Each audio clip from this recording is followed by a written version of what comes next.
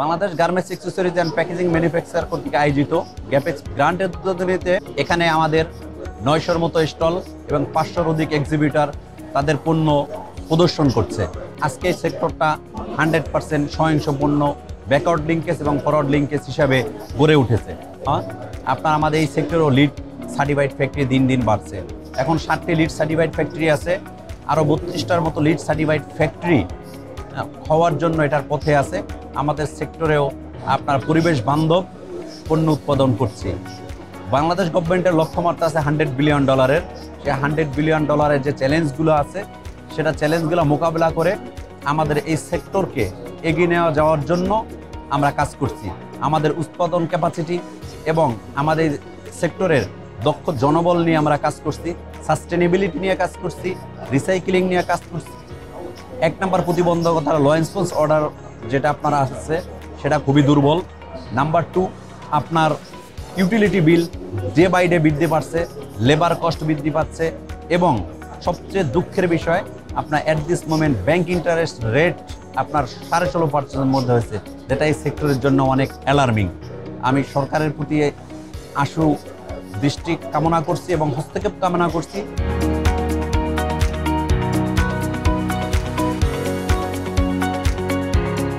আমরা দৃষ্টি industrial company limited established হয়েছে 2011 সালে আমাদের বাংলাদেশে।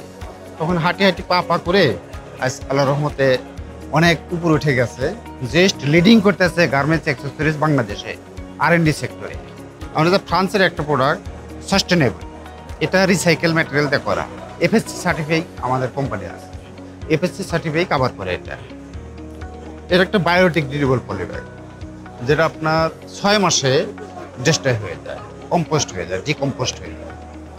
এটা একটা কটনিয়ান আমেরিকান প্রোডাক্ট করি আমরা, আমেরিকান একটা কাস্টমারের জন্য, যেটা পরিবেশ বান্ধব।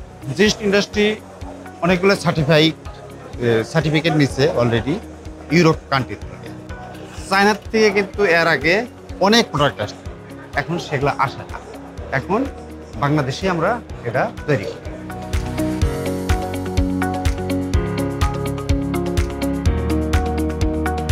So we continue to innovate, bring out new products and show that we can actually produce unique and bespoke items that no other stall here or no other company here is producing. Thank you. তো আমাদের সবচেয়ে বড় বাধা যেটা এই সেক্টরের জন্য সেটা হচ্ছে নিরবিচ্ছিন্ন বিদ্যুৎ আমাদের প্রয়োজন, এবং গভর্নমেন্টের যে জায়গাগুলো আছে বিশেষ করে বন্ড, কাস্টমস, ভ্যাট, এই জায়গাগুলো আমাদের জন্য আরো সহজ করা উচিত। All the packaging industry asking the incentive, like garments industry, after export the garments product, they are getting the incentive. So our packaging company also they're asking the similar support like garments industry. So if government support to them, then this sector will grow up.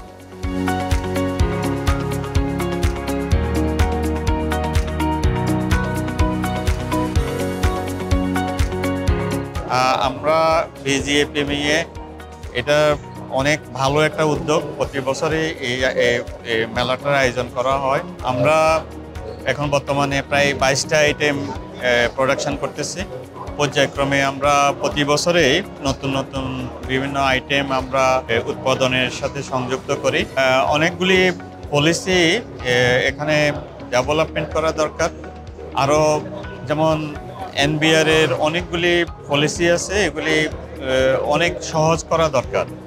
সরকারি EPB কিছু policy আছে, এখানে discount দেওয়া হয়। আমার মনে হয় যে আরও ডিসকাউন্টের পরিমাণটা আরও যদি বৃদ্ধি করা হয় EPBর মাধ্যমে, এটা আমার মনে হয় যে আমাদের এক্সপোর্টটা আরও বাড়বে।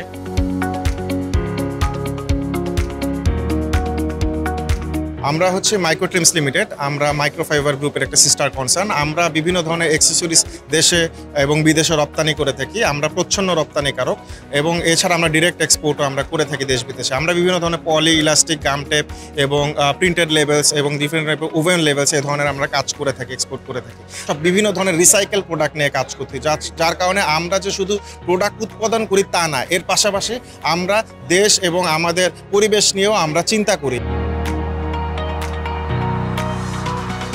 প্লাস্টিক এবং মাইক্রোপ্লাস্টিক এই দুইটার যে হার্মফুল সাইড এটাকে অফসেট করার জন্য আমরা ইকোভিয়া একটা উদ্ভাবন নিয়ে এসেছি।